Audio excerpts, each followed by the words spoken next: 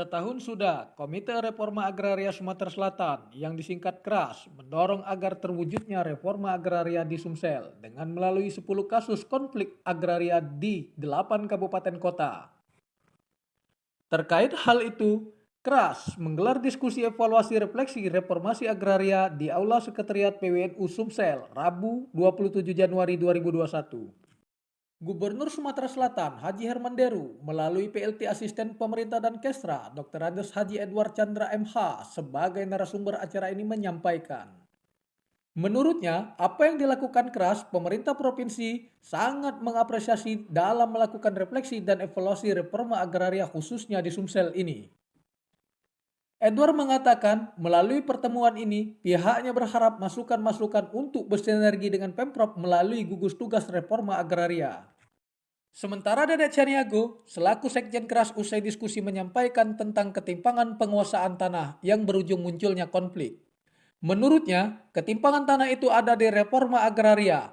Pemerintah sudah memberikan instrumen regulasi hukum untuk mewujudkan sudah ada di Perpres nomor 86 tahun 2018.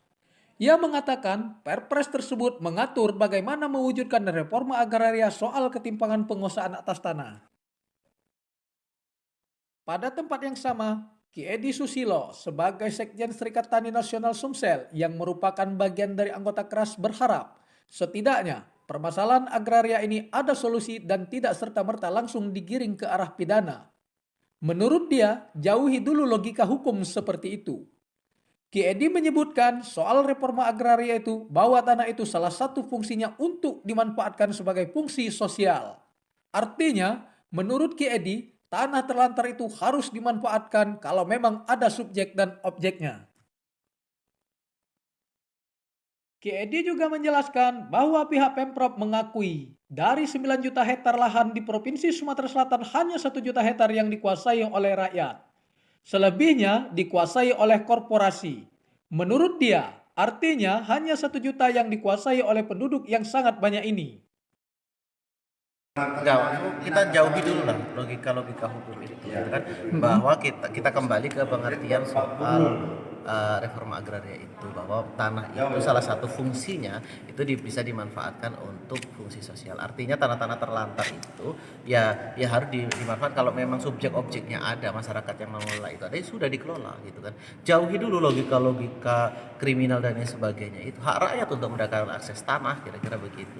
Sementara kan ini kan reforma agraria ini soal mengatur akses tanah dan soal ketimpangan, kira-kira begitu kan.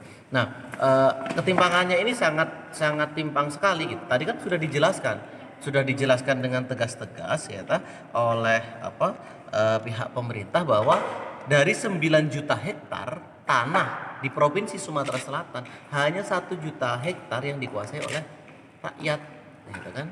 Selebihnya dikuasai oleh korporasi. Ini kan timpang sekali. 1 juta hektar dikuasai oleh penduduk kita yang sangat banyak ini kan. Dari Palembang, Sumatera Selatan, Nopriansah, Media BBC mengabarkan.